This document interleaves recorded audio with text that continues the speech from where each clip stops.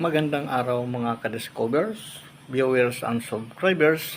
Shout out po sa lahat. Sana nasa mabuti kayong kalagayan. Dito tayo ngayon sa isang lugar, pupunta sa isang beach, kung ano ang ating ngayon madidiscover. Let's go.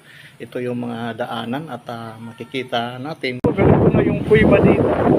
Mayroon may inom mga tubig. Kung makikita natin, ayan yung bundok. Taas ito pa ito. Yan ang bundok. Itong bato ay nakagawang na dahil pinatong ito. Yan. So susubukan natin silipin itong inuman ng mga tao dito daw. Ito ay kiban na ito na isang sapa na galing sa bundok. Wow, ito yung kuiba na sekreto dito. Yan, may butas yan. Yan no, tabi ko. Makikita natin mga ka-discover, ayun doon. So delikado ito, baka mag-bar down to, no? At itong mga bato dito ay tubig nga na inuman ito na may butas dyan. Kung makikita natin ngayon, subukan natin pasukin mga ka-discover dito lang sa bunganga.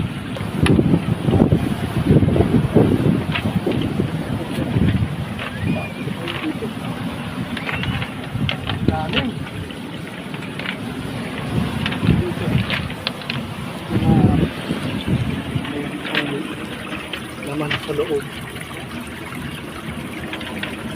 So, ang hirap ito pasukin. Dalawa ang lagusan. Mga ka-discover.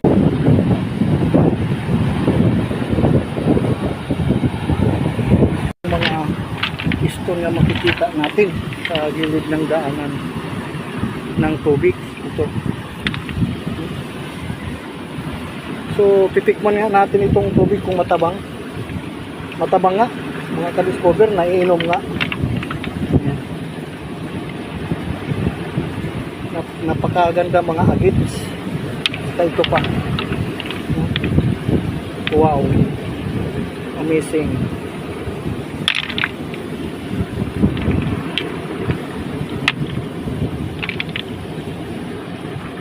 So ito, meron dito triangle mga ka-discover.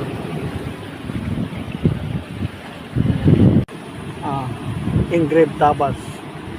So akyatin natin ito, subukin natin, pupuntahan kung kaya. Madulas siguro dahil ito yung legit marker dito sa gilid ng dagat, no? Meron dito napakagandang sign ito na pinapahiwatig na isa itong items dito sa lugar na ito. Wow.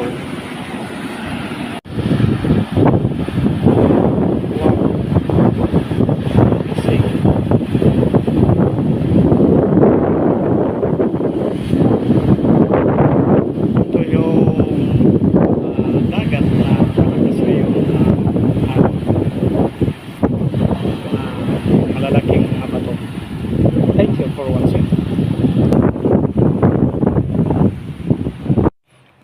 Hanggang dito na lang tayo sa Green Discovery sa ating paglalakbay. Sa susunod naman muli na ating makikita at matatagpuan sa mahaba natin pananaliksik. Marami pong salamat. Bye-bye. At ito yung mga nag-landslide na lugar. Na bar down itong portion na napakarami pang ibon dito ng mga wild or gilid sa dagat itong area.